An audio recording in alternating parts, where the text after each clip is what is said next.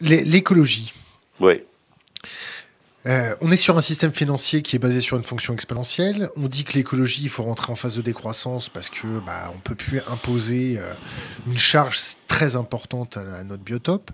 Le système financier va pas pouvoir tenir la route. Qu'est-ce qu'on fait avec l'écologie? Est-ce qu'on fait un capitalisme de convenance, un capitalisme écologique? Comment ça marche là? L'écologie, c'est un terme trop général.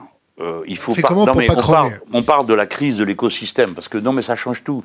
Aussi longtemps qu'on a cru les uns et les autres qu'on était dans une crise graduelle, il y avait un type de réponse possible. On pouvait imaginer d'ailleurs des stratégies réformistes beaucoup plus lentes pour faire la transition écologique. Là, les types nous disent, vous avez 12 ans. Il faudrait savoir, c'est pas vrai, autant qu'on nous le dise. Mais si c'est vrai, il faut peut-être se bouger. La sixième extinction, moi j'avais lu le bouquin d'Elisabeth Koller, je trouvais que ça, quand je l'ai lu, je me suis dit, ouf, ça fait beaucoup. Bon, c'est vrai. Donc on est maintenant dans un autre rapport à l'urgence. Et dans l'urgence, au fond, d'abord commençons par dire une chose. Pratiquement tous les partis maintenant sont écologistes, ou en tout cas essayent de l'être. Non, mais on n'a pas le droit de leur jeter des pierres, parce que Europe Écologie Les Verts aimerait bien avoir le tampon pour distribuer les brevets. Mais pardon, mais c'est pas eux, c'est fini maintenant, cette époque-là. On est dans une autre époque. Donc ce qui se confronte, c'est la méthode pour régler la crise.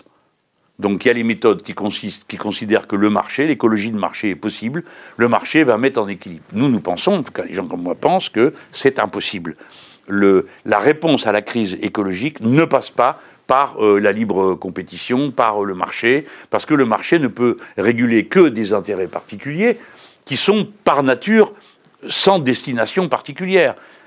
Donc amoraux, ça ne veut pas dire immoraux, amoraux, écologique, à tout ce que vous voulez, sauf la logique du profit. Donc, à nos yeux, c'est un système d'économie mixte, c'est-à-dire comportant les droits du secteur privé et les droits du secteur public, qui, lui, doit imposer la planification écologique et l'intérêt général. Bon, voilà, c'est ma position. Non, c'est pas très compliqué. Ça règle la question, d'ailleurs, de la... Ben non, c'est pas très compliqué. Moi, j'ai pas mis dans mon programme qu'on allait tout nationaliser. Bon, alors, si on nationalise pas tout, on peut peut-être discuter de la façon dont tout ce petit monde-là est conduit à vivre ensemble. D'abord, vous êtes obligé de faire appel à la technique là où elle existe. Nous, on a la chance, parce qu'on a du monde pour faire ça. Je connais des tas de pays, comme le Venezuela, où on pouvait décider ce qu'on voulait, il n'y avait personne pour le faire. Donc, il y avait quand même un problème. Bon, nous, on a tout le monde. L'économie mixte, ça veut dire que, par exemple, certains secteurs doivent être nationalisés, par exemple que la puissance publique va intervenir avec son fric pour développer certaines productions, puis il va falloir bosser. C'est pour ça que le thème croissance-décroissance est assez complexe à gérer, parce que certaines activités vont mécaniquement croître.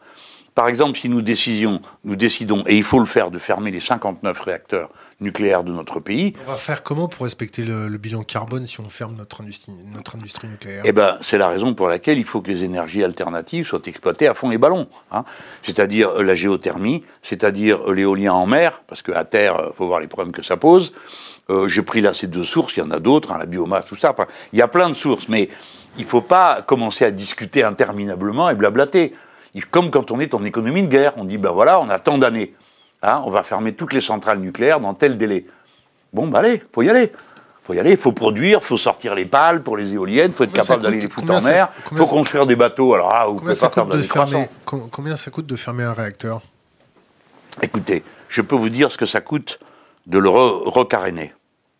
D'accord? 150 milliards. Vous choisissez. 150 milliards pour recaréner le nucléaire, la totalité du parc. Vous les mettez dans le grand carénage ou dans les énergies alternatives. Choisissez. Moi, j'ai choisi les énergies alternatives. Mais bon, c'est ma manière d'être. Moi, je crois au plan, je crois... Alors, le plan, il s'évanouit. Mon Dieu, le plan, le gosse-plan. Aussitôt qu'il parle du plan, c'est le gosse-plan à l'Union soviétique. Car ramassis d'ignorants qui ne sait pas que tout le monde a planifié, toutes les économies, et les économies capitalistes ont planifié pendant des années la reconstruction. Et je suis obligé de leur dire qu'elles continuent à planifier aujourd'hui. Mais aujourd'hui, ça ne s'appelle plus planification, ça s'appelle gestion prévisionnelle. Oh.